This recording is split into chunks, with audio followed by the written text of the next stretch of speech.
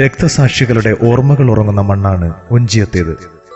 സ്വന്തം രക്തത്താൽ ജയിൽ ഭിത്തിയിൽ അരിവാൾ ചുറ്റിക നക്ഷത്രം തീർത്ത മണ്ടോടിക്കണ്ണന്റെ നാട്. ഓരോ മണൽത്തരിയിലും വിപ്ലവത്തിന്റെ കനലുറങ്ങുന്ന നാട്. ഒഞ്ചിയത്തിന്റെ ഓർമ്മകളിൽ ജ്വലിച്ചു നിൽക്കുന്ന മറ്റൊരു രക്തതാരകമായി ടി.പി. ചന്ദ്രശേഖരൻ മാറിയിട്ട് മെയ് 4-ന് 1 വർഷം പിന്നിടുന്നു.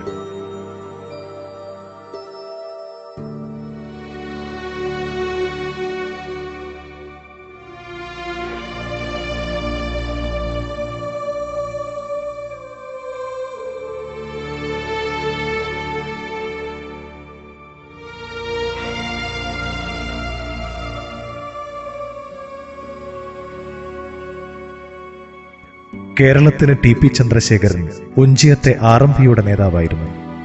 ഇടതുപക്ഷ ഏകോപന സമിതിയുടെ സംസ്ഥാന ജനറൽ സെക്രട്ടറിയായിരുന്നു. എന്നാൽ ഒഞ്ചിയത്തിന് അതുമാത്രമായിരുന്നില്ല ടി.പി. അവർക്ക് അദ്ദേഹം തങ്ങളിൽ ഒരാളായിരുന്നു. ഒരു നാടിന്റെ മുഴുവൻ ഹൃദയസ്പന്ദനങ്ങൾ തൊട്ടറിഞ്ഞ നേതാവായിരുന്നു. ഒരുപക്ഷെ അതുതന്നെയായിരുന്നു കേരളം ഇന്നേവരെ കണ്ടിട്ടില്ലാത്തത്രയും ദാരുണമായ അന്ത്യത്തിലേക്ക് അദ്ദേഹത്തെ കൊണ്ടുചെന്നെത്തിച്ചതും.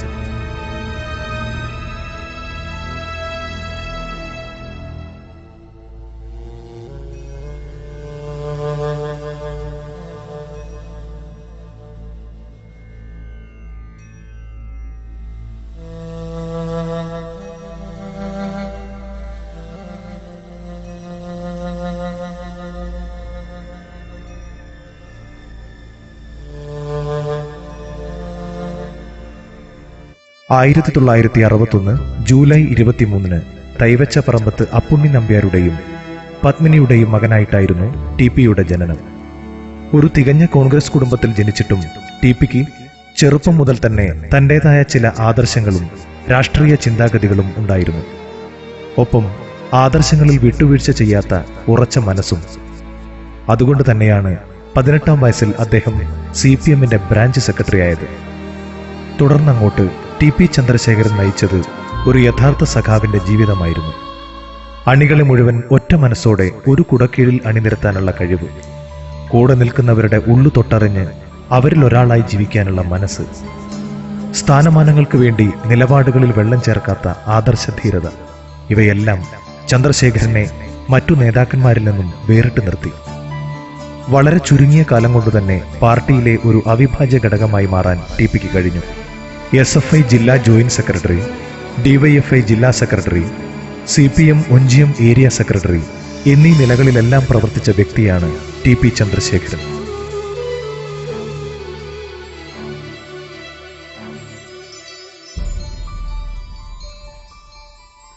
കമ്മ്യൂണിസ്റ്റ് പ്രസ്ഥാനത്തിനു വേണ്ടി ജീവിതം ഉഴിഞ്ഞുവെച്ച യഥാർത്ഥ വിപ്ലവകാരിയായിരുന്നു അദ്ദേഹം. അല്ലെങ്കിൽ മാർക്സിസ്റ്റ് തത്വങ്ങളെ മുറുകെ പിടിക്കുന്ന ഒരു സഖാവിന് അങ്ങനെയേ ആകുവാൻ കഴിയുമായിരുന്നുള്ളൂ. CPM-ൽ അടിയുറച്ചു നിന്ന കാലത്തും തുടർന്ന് പാർട്ടി വിട്ടപ്പോഴുമെല്ലാം കൂടെ നിന്നവർക്ക് വഴികാട്ടിയായിരുന്നു ടി.പി. ഈ നേതൃത്വ പാടവം കൊണ്ടുതന്നെ അണികൾക്കിടയിലെ ആവേശമായി മാറാൻ അദ്ദേഹത്തിന് കഴിഞ്ഞു.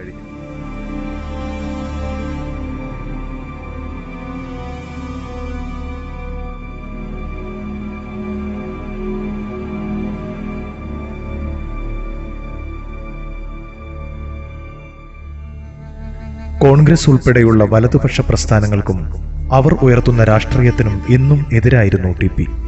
ആഗോളവൽക്കരണ രാഷ്ട്രീയത്തിന്റെ പ്രചാരകരും പ്രയോക്താക്കളുമായിട്ടാണ് അദ്ദേഹം ഇത്തരം വലതുപക്ഷ പ്രസ്ഥാനങ്ങളെ കണ്ടത്. എന്നാൽ താൻ വിശ്വസിക്കുന്ന തന്റെ പാർട്ടിയും ഈ ഒരു ചിന്താഗതിയിലേക്ക് നീങ്ങുന്നു എന്ന തിരിച്ചറിവ് പാർട്ടിക്കെതിരായി ചിന്തിക്കാൻ അദ്ദേഹത്തെ പ്രേരിപ്പിച്ചു. ഇതോടെ ഔദ്യോഗിക നേതൃത്വത്തിന്റെ കണ്ണിലെ കരടായി മാറുകയായിരുന്നു ചന്ദ്രശേഖരൻ.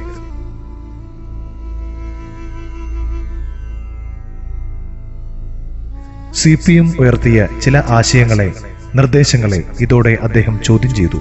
വർത്തമാനകാലത്തെ CPM പുലർത്തുന്നത് വലതുപക്ഷ ചിന്താഗതിയാണെന്നും ആഗോളവൽക്കരണ രാഷ്ട്രീയമാണ് ഇവർ ഉയർത്തുന്നതെന്നും ടി.പി. തുറന്നടിച്ചു. എളമരം കരീമിന്റെ വികസന നയവും നന്ദിഗ്രാം മാതൃകയിലുള്ള കിനാലൂർ വികസനവുമെല്ലാം ടി.പി. ചന്ദ്രശേഖരനെ പാർട്ടിയിൽ നിന്നും അകറ്റുകയായിരുന്നു.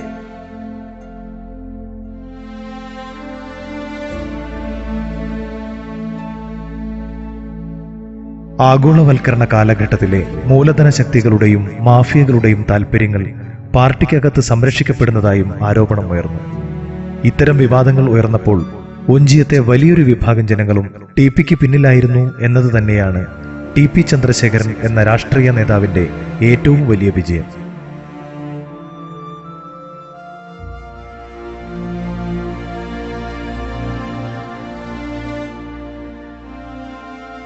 CPM-ന്റെ ഔദ്യോഗിക ജില്ലാ നേതൃത്വവും ഒഞ്ചിയത്തെ വിമത വിഭാഗവും തമ്മിലുള്ള ഒരു തുറന്ന പോരിലേക്കായിരുന്നു പിന്നീട് കാര്യങ്ങൾ നീങ്ങിയത്. ഇതോടെ അക്ഷരാർത്ഥത്തിൽ ഒഞ്ചിയം പുകയാൻ തുടങ്ങി.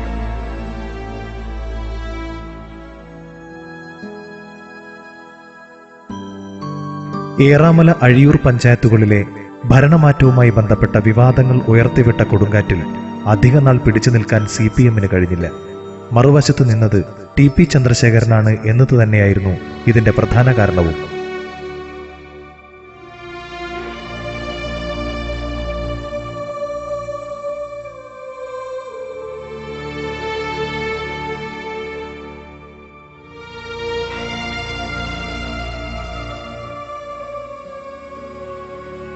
വിവാദങ്ങളെ തുടർന്ന് CPM-ലെ വലിയൊരു വിഭാഗം ജനങ്ങൾ പാർട്ടി വിട്ടു. ഇതിന്റെ ബാക്കി പത്രമായിരുന്നു ഒഞ്ചിയം മാർക്സിസ്റ്റ് പാർട്ടിയുടെയും പിന്നീട് റവല്യൂഷണറി മാർക്സിസ്റ്റ് പാർട്ടിയുടെയും രൂപീകരണം. പാർട്ടിക്കുള്ളിലെ ശക്തമായ സാന്നിധ്യമായിരുന്ന ടി പി തന്നെ ഇതിന്റെ നേതൃസ്ഥാനത്തേക്ക് എത്തുകയും ചെയ്തു. അഴിമതിയുടെ കറപുരളാത്ത ജനകീയൻ എന്ന് പേരെടുത്ത നേതാവിന് പിന്നിൽ ഒഞ്ചിയത്തെ ഒരു വിഭാഗം ഉറച്ച മനസ്സോടെ അണിനിരന്നു. ടി പി ചന്ദ്രശേഖരന്റെ നിലപാടുകളോടുള്ള ആഭിമുഖ്യം തന്നെയായിരുന്നു CPM-ന്റെ അടിയുറച്ച പ്രവർത്തകരെ പോലും മാറ്റി ചിന്തിക്കാൻ പ്രേരിപ്പിച്ചത്.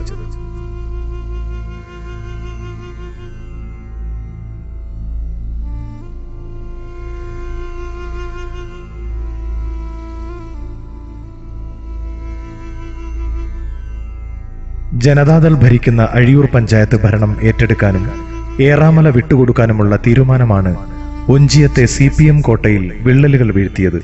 ഈ തീരുമാനമെടുക്കാൻ ഔദ്യോഗിക വിഭാഗത്തെ പ്രേരിപ്പിച്ചത് വിവാദ വ്യവസായി എന്നറിയപ്പെടുന്ന ഫാരിസ് അബൂബക്കറാണ് എന്നതായിരുന്നു വിമത വിഭാഗത്തിന്റെ ആരോപണം. ഫാരിസ് അബൂബക്കറിന്റെ വ്യവസായ സംരംഭങ്ങൾക്ക് ആവശ്യമായ സംരക്ഷണം നൽകാൻ അഴിയൂരിൽ CPM ഭരണം അത്യാവശ്യമാണെന്നും ഇതിനായുള്ള കരുനീക്കങ്ങളാണ് ഔദ്യോഗിക നേതൃത്വം നടത്തുന്നതെന്നും വിമത വിഭാഗം ഉറച്ചു വിശ്വസിച്ചു. എന്നാൽ ഈ ആരോപണങ്ങൾ പാർട്ടി അംഗീകരിച്ചിട്ടില്ലെന്ന് മാത്രമല്ല, തീരുമാനങ്ങളിൽ ഉറച്ചു നിൽക്കുകയും ചെയ്തു. RMP എന്ന രാഷ്ട്രീയ പാർട്ടിയുടെ ഉദയം ഇവിടെ നിന്നായിരുന്നു.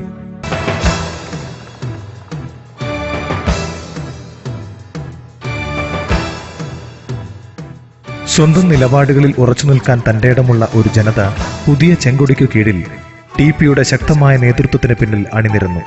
മാനാഞ്ചിറ മൈതാനത്തോട് ചേർന്ന് കിടക്കുന്ന ഭൂമിയിൽ പഞ്ചനക്ഷത്ര ഹോട്ടൽ തുടങ്ങുന്നതുൾപ്പെടെയുള്ള പാർട്ടിയുടെ വികസന നയങ്ങളിൽ പ്രതിഷേധിച്ചായിരുന്നു ടി പി അടക്കമുള്ള സഖാക്കൾ പാർട്ടി വിട്ടത്. എന്നാൽ 2 പഞ്ചായത്തുകളിലെ അധികാര കൈമാറ്റ വിഷയത്തിൽ മാത്രമായി ഇതിനെ ഒതുക്കാനായിരുന്നു CPM-ന്റെ ശ്രമം. പാർട്ടി വിട്ടവർ കുലംകുത്തികളാണെന്ന അഭിപ്രായത്തിൽ ഉറച്ചുനിന്നു പിണറായി വിജയൻ. അതേസമയം പാർട്ടി വിട്ടവരെ അനുനയിപ്പിച്ച് തിരിച്ചു കൊണ്ടുവരുവാനുള്ള ശ്രമത്തിലായിരുന്നു ജില്ലാ നേതൃത്വം. ചന്ദ്രശേഖരനെ ആരൊക്കെയോ പേടിക്കുന്നു എന്നതിന്റെ തെളിവ് തന്നെയായിരുന്നു ഈ നീക്കം.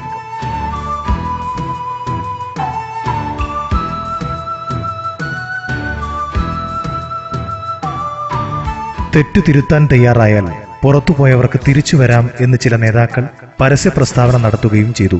എന്നാൽ താനും കൂടെയുള്ളവരും തെറ്റൊന്നും ചെയ്തിട്ടില്ലെന്നും അതുകൊണ്ട് തന്നെ ഒരു തിരിച്ചുപോക്കിനെക്കുറിച്ച് ആലോചിക്കുന്നു പോലുമില്ലെന്നും ഉറപ്പിച്ചു തന്നെ പറഞ്ഞു ചന്ദ്രശേഖരൻ.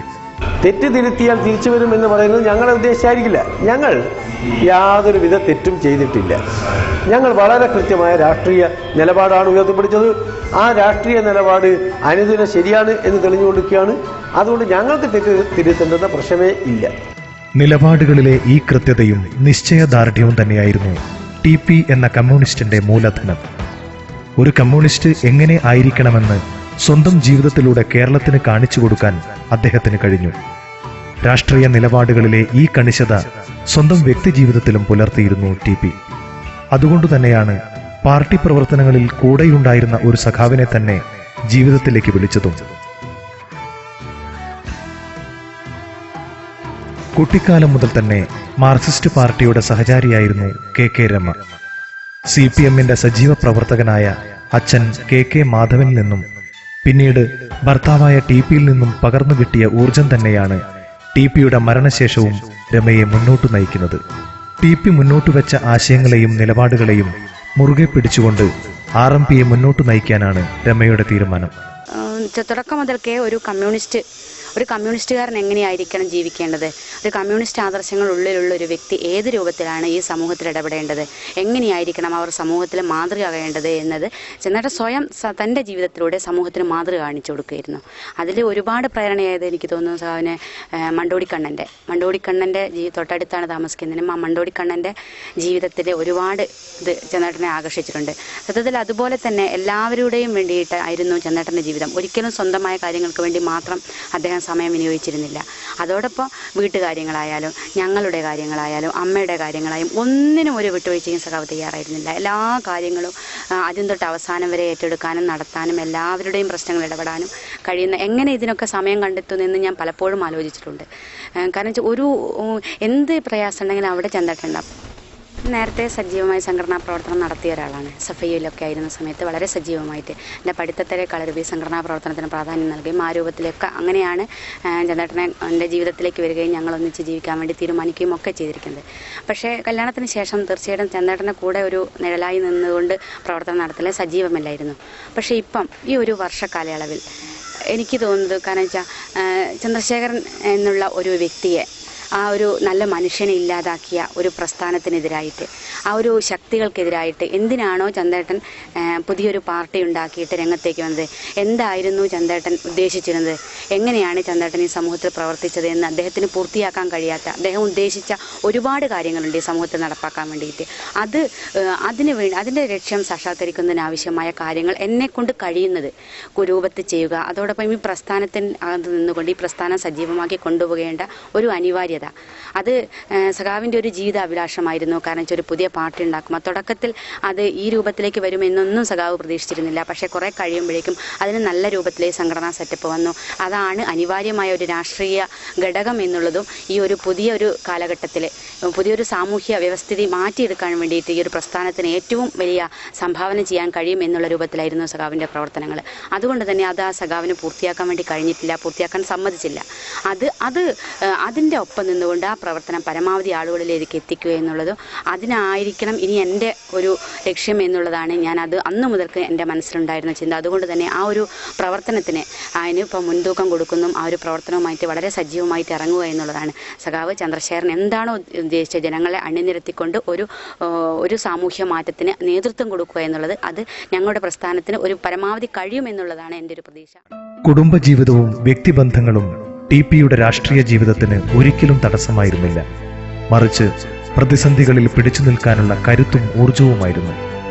മാർക്സിസ്റ്റ് തത്വങ്ങളിൽ അടിയുറച്ചു നിന്ന ആദർശധീരൻ അതായിരുന്നു ടി.പി. ചന്ദ്രശേഖരൻ.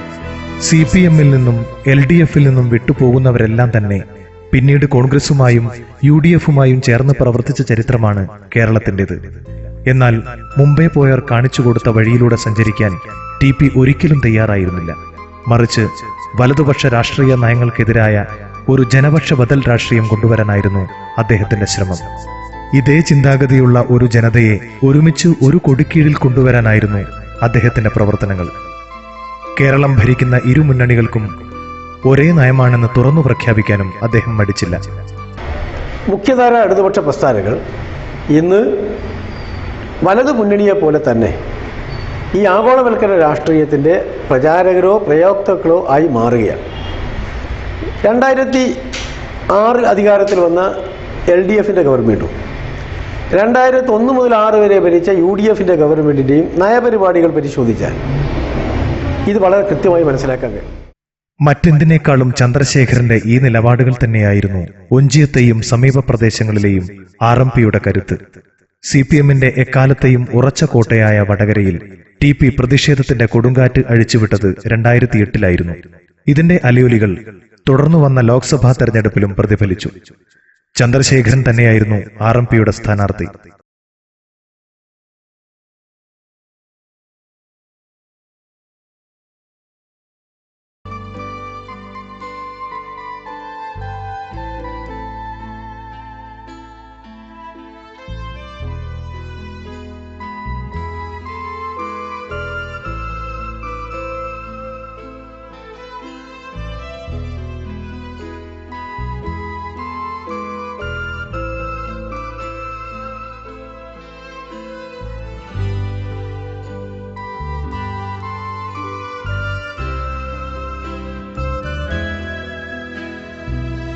CPM നേതൃത്വം കുലംകുത്തികൾ എന്ന് വിളിച്ച് അധിക്ഷേപിച്ച ഒഞ്ചിയത്തെ CPM ചന്ദ്രശേഖരന് പിന്നിൽ ഉറച്ചുനിന്നു. കേരളത്തെ ഒന്നടങ്കം ഞെട്ടിച്ചുകൊണ്ട് വടകരയിൽ മുല്ലപ്പള്ളി രാമചന്ദ്രൻ അട്ടിമറി വിജയം നേടി. 21,833 വോട്ടുകളാണ് അന്ന് ചന്ദ്രശേഖരൻ നേടിയത്. ഇതോടെ CPMന്റെ കണക്കുകൂട്ടലുകൾ എല്ലാം പിഴച്ചു. തുടർന്നു വന്ന തദ്ദേശ ഭരണ തെരഞ്ഞെടുപ്പിലും CPMന് കനത്ത വില തന്നെ നൽകേണ്ടി വന്നു. ത്രിതല പഞ്ചായത്തുകളിലെ വോട്ടെടുപ്പിന്റെ ഫലം വന്നതോടെ CPM അക്ഷരാർത്ഥത്തിൽ ചന്ദ്രശേഖരന് മുന്നിൽ അടിയറവ് പറഞ്ഞു. ചരിത്രത്തിലാദ്യമായി ഒഞ്ചിയം ഗ്രാമപഞ്ചായത്ത് CPMന് നഷ്ടമായി. ഒഞ്ചിയം രക്തസാക്ഷി മണ്ഡപം സ്ഥിതി ചെയ്യുന്ന വാർഡിൽ പോലും പാർട്ടി പരാജയപ്പെട്ടു. പഞ്ചായത്തിലെ ആകെയുള്ള വാർഡിൽ 8 എണ്ണം RMP നേടിയപ്പോൾ CPM ജയിച്ചത് 5 സീറ്റുകളിൽ മാത്രമായിരുന്നു. തങ്ങളുടെ ശക്തി കേന്ദ്രങ്ങളിൽ പലയിടത്തും CPM മൂന്നാമതായി. TP ചന്ദ്രശേഖരന്റെ വ്യക്തിപ്രഭാവം ഇതോടെ CPM തിരിച്ചറിയുകയായിരുന്നു. സമാന സാഹചര്യങ്ങളിൽ പാർട്ടി വിട്ടവർക്ക് ഷൊർണൂരിലും മറ്റും അടിതെറ്റിയപ്പോൾ ഒഞ്ചിയത്ത് ഒരിക്കലും അതുണ്ടായില്ല. എടുത്ത തീരുമാനങ്ങളിലും നിലപാടുകളിലും ഉറച്ചു നിൽക്കാനുള്ള TPയുടെ ഈ തന്റേടം തന്നെയാവണം ശത്രുപക്ഷത്തെ വിരളി പിടിപ്പിച്ചത്.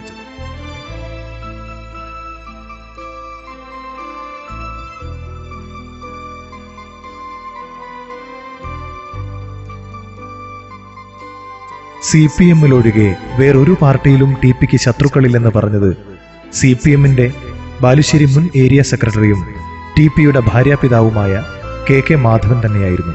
TP മരിച്ച് 1 വർഷം പിന്നിടുമ്പോഴും ഈ അച്ഛന്റെ മനസ്സിലെ കനലുകൾ അണഞ്ഞിട്ടില്ല. TP ചന്ദ്രശേഖരൻ മരുമകൻ എന്ന നിലയിൽ എന്നെ സംബന്ധിച്ചിടത്തോളം ഏറെ അഭിമാനകരമായി. ഞങ്ങളുടെ കുടുംബത്തിൽ എന്ത് വിഷയങ്ങളുണ്ടായിരുന്നു ആ വിഷയങ്ങൾക്ക് വേണ്ടി എല്ലാ സഹായം ചെയ്യാനും എല്ലാ നിലയ്ക്ക് ബന്ധപ്പെടാനും ശ്രമിക്കുന്ന ഒരു നല്ല വ്യക്തിയാണ്. ഏറ്റവും അടുത്ത ഉദാഹരണം, ഞാനിത് TP കൊല ചെയ്യപ്പെടുന്നതിൻ്റെ 2 മാസം മുമ്പ് ഒരു വീഴ്ച പറ്റി കോഴിക്കോട് ആശുപത്രിയിൽ കിടപ്പിലായി. ഒരാഴ്ചക്കാലം യഥാർത്ഥത്തിൽ എൻ്റെ മലവും മൂത്രവും ഒക്കെ എടുക്കാനും എല്ലാ കാര്യങ്ങൾക്കും ഒരു മകനെ പോലെ എല്ലാ സമയത്തും ഉണ്ടായിരുന്ന ഒരാളായിരുന്നു TP ചന്ദ്രശേഖരൻ. പ്രസ്ഥാനം എന്നതൊക്കെ പറഞ്ഞാൽ നാട്ടിലെ സാമൂഹ്യ പ്രശ്നങ്ങളിൽ ഇടപെടുന്ന കാര്യത്തിൽ അത് കക്ഷി രാഷ്ട്രീയ ഭേദമന്യേ ഏതൊരാളുടെയും രോഗമായിരുന്നാലും ശരി, വിവാഹമായിരുന്നാലും ശരി, മറ്റു വിഷയങ്ങളായിരുന്നാലും അവയ്ക്കെല്ലാം ഇടപെട്ടുകൊണ്ട് തന്നാൽ കഴിയുന്ന കാര്യങ്ങൾ ചെയ്തുകൊണ്ട് സഹായിക്കുന്ന ഒരു നല്ല മനുഷ്യസ്നേഹിയായിരുന്നു TP ചന്ദ്രശേഖരൻ. ഒരു കൊലപാതക കേസിൽ CPM പ്രതിസ്ഥാനത്ത് വരുന്നത് ആദ്യമായിട്ടല്ല. എന്നാൽ TP വധം ചർച്ചയായതുപോലെ വേറെ ഒരു സംഭവവും കേരളത്തിൽ ഇത്രമാത്രം ചർച്ച ചെയ്യപ്പെട്ടിട്ടില്ല. TP രക്തസാക്ഷിത്വം വരിച്ച 2012 മെയ് 4 മുതൽ ഇന്നോളം മാധ്യമങ്ങളിൽ TP സംഭവം നിറഞ്ഞു നിന്നു. ഒറ്റ വെട്ടിന് വേണമെങ്കിൽ ഒരു മനുഷ്യനെ ഇല്ലാതാക്കാം. എന്നാൽ TP എന്ന പച്ച മനുഷ്യനെ ഇല്ലാതാക്കാൻ 51 വെട്ടുകൾക്ക് പോലും കഴിഞ്ഞിട്ടില്ല എന്ന സത്യം ലോകത്തിലെ ഓരോ മലയാളിയും ഇക്കാലം കൊണ്ട് തിരിച്ചറിയുകയായിരുന്നു.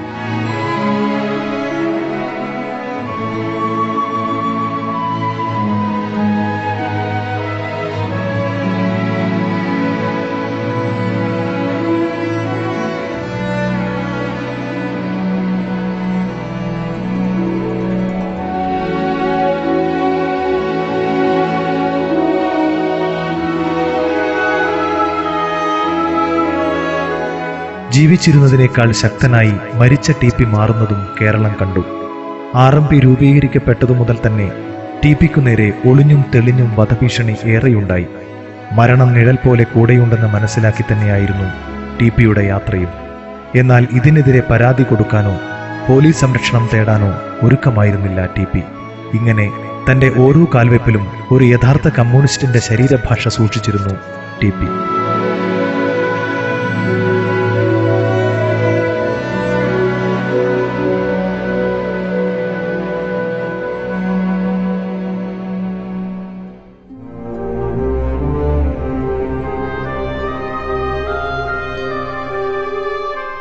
വള്ളിക്കാട്ടെ തിരുവോരത്ത് വെച്ച് ഇരുട്ടിന്റെ മറവിൽ ഒരു സംഘം അദ്ദേഹത്തെ വെട്ടിവീഴ്ത്തിയപ്പോൾ ആ രക്തത്തുള്ളികൾ തെറിച്ചു വീണത് സമൂഹ മനസാക്ഷിയുടെ നേരെയായിരുന്നു.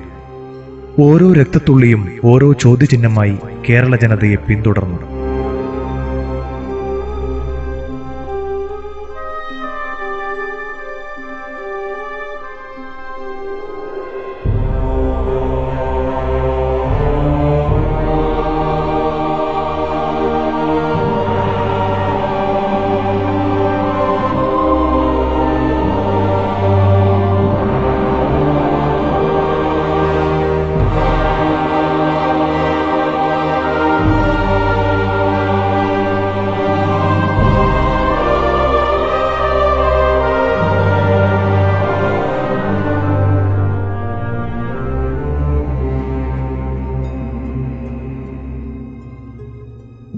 ടി.പിയുടെ കൊലപാതകത്തിൽ തങ്ങൾക്ക് പങ്കില്ലെന്ന് CPM നേതൃത്വം പലതവണ ആവർത്തിച്ച് വ്യക്തമാക്കിയിട്ടും അണികൾക്കിടയിൽ പോലും പാർട്ടി ഇപ്പോഴും സംശയത്തിന്റെ നിഴലിലാണ് എന്നതാണ് സത്യം.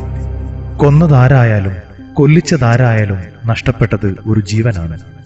നാടിനും വീടിനും ഒരുപോലെ വിലപ്പെട്ട ഒരു ജീവൻ. മകൻ നഷ്ടപ്പെട്ട അമ്മയുടെ, ഭർത്താവിന് നഷ്ടപ്പെട്ട ഭാര്യയുടെ, അച്ഛന് നഷ്ടപ്പെട്ട മകന്റെ കണ്ണീരിനു പകരമാവില്ല യാതൊന്നും.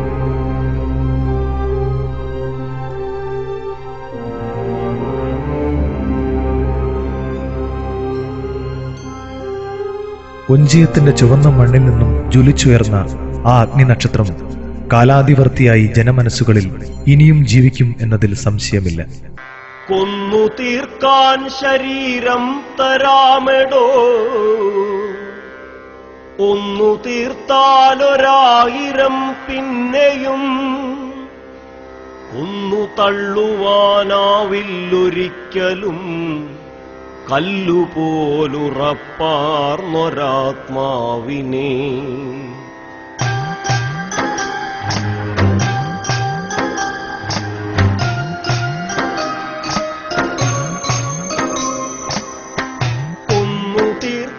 ശരീരം തരാമെടോ, ഒന്നു തീർത്താലൊരായിരം പിന്നെയും ഒന്നു തീർക്കാൻ ശരീരം തരാമെടോ, ഒന്നു തീർത്താലൊരായിരം പിന്നെയും ഒന്നു തള്ളുവാനാവില്ലൊരിക്കലും കല്ലുപോലുറപ്പാർന്നൊരാ